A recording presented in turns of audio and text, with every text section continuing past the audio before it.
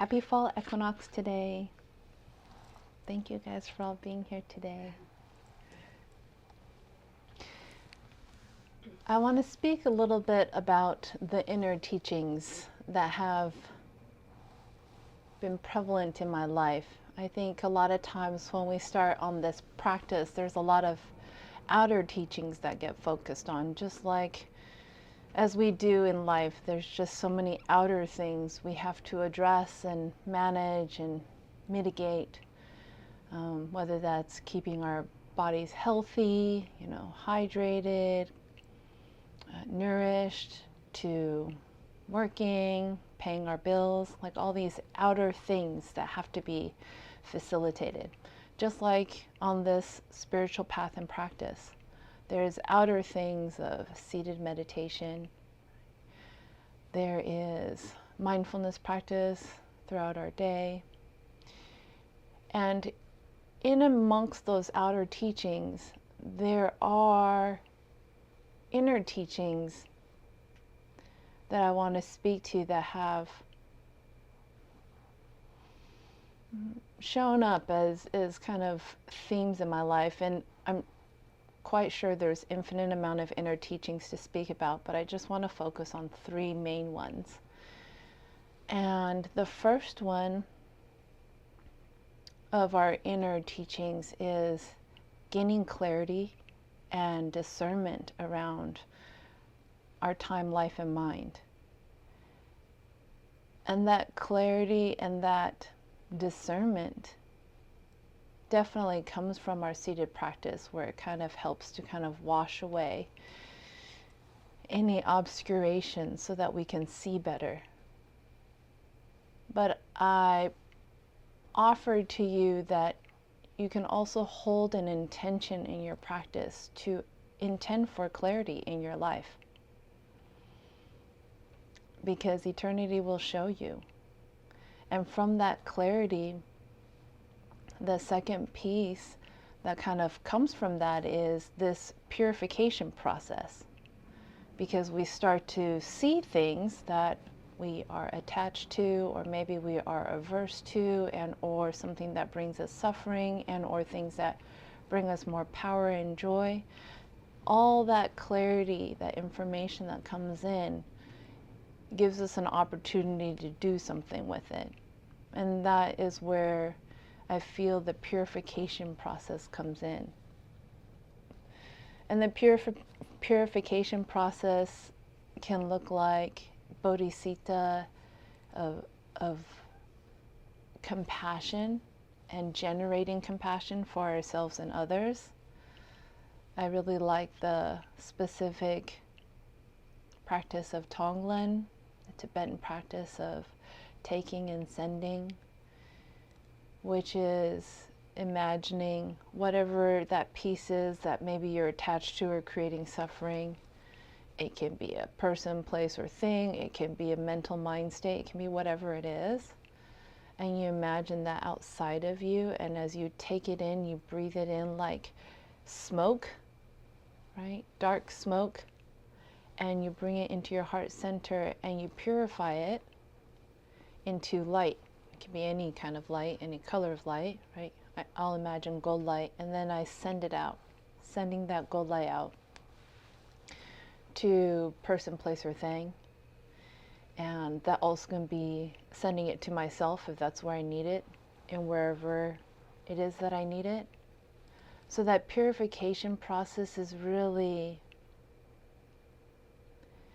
grounding the ability to have the information of the clarity that we gain and use it on our path to help us further ourselves on the path. And I think I'm realizing even more now that that purification process is really generating more clarity, in the sense that we recognize the emptiness that is tied in with the form. That we may be super caught up in something or someone that made us really angry that day, but when we take the time to do this taking and sending practice, I find myself at the end of the practice feeling like there's some loosening or dissolution, a dissolving of that really stuck point, or that really hardened knot that I had thought this specific thing should be a specific way. So just file that away in the back of your mind, that in the Tonglen process as a form of purification is really helping us to remember the emptiness of form that we get caught up in with our mind and our body and our speech and our day-to-day life. And then the third piece is one I continue to work on. I work on all these ones, but I feel like this one is always a reminder that feels like it comes at me in a blindsided way, which is humility. Because our pride and ego loves to run its own little race, loves to be on its own choo-choo train, going down a specific path, and humility will completely knock you off that track. That pride and ego track of how we think things should be, how we think things ought to be, whatever those belief systems are. And I think if we were to simplify, this concept of humility, I feel like it comes back to being teachable. Being open-minded and open-hearted, for me, means being teachable in every moment of our life. Even when the pride and ego feels like it's right, like that we can still be teachable when we're right. And that's great humility. And then when we're wrong, obviously, be open to be teachable as well. So when we take these three inner teachings that I'm highlighting today, I find that it really helps us to further refine our outer practice. They correlate together, they uplift each other, they dovetail into one another. And it makes me think of the metaphor of like if we're hiking up a mountain and it's 10,000 plus feet elevation gain, so it's a big climb. And we start out at the bottom of the mountain, we have our pack and we have our gear, we have everything planned, and we have everything situated, all locked and loaded and ready to start our journey. It's very exciting because we don't know what we're going to encounter going up the mountain, right? And as we traverse on this journey, we go through these moments of clarity, purification, and humility.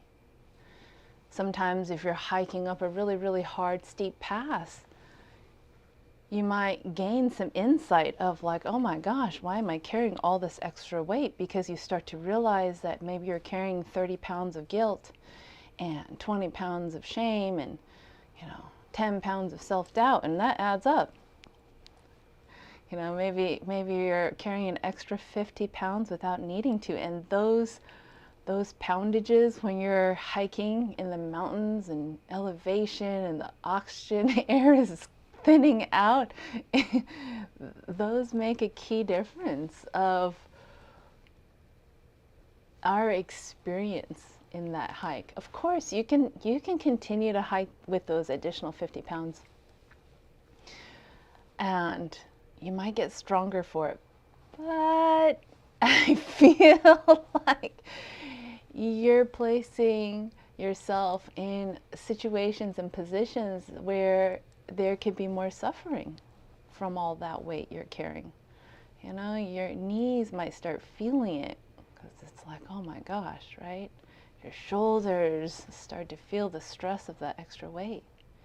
So when we gain this clarity of what we're carrying around sometimes in our life, we go to that purification process where we start to let it go, we start to dissolve it, we start to work with it, shed the pounds, 1 pound by 1 pound.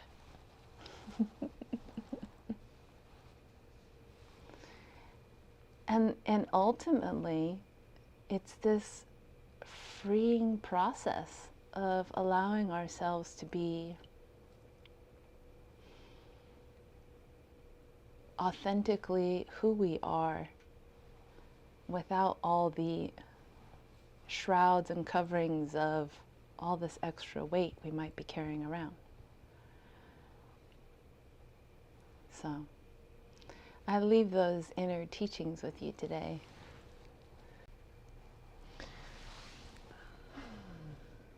I think the last main point around the inner teachings, as I've found, and you've heard many times, because I know I'm not the only one that says it, Turiya also says it, is gratitude.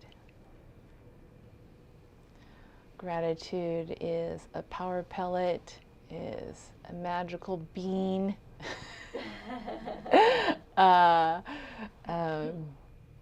The fuel for your spaceship. Gratitude, I know it gets used a lot out there, I know. But truly, truly, when we can not only insert it into our daily lives, into our mindfulness practice, but when your states of mind have more gratitude inserted into it, it really shifts a lot of our perceptions of ourselves and the world around us. It's incredible, and then it affects how we go about interacting with others and in the world.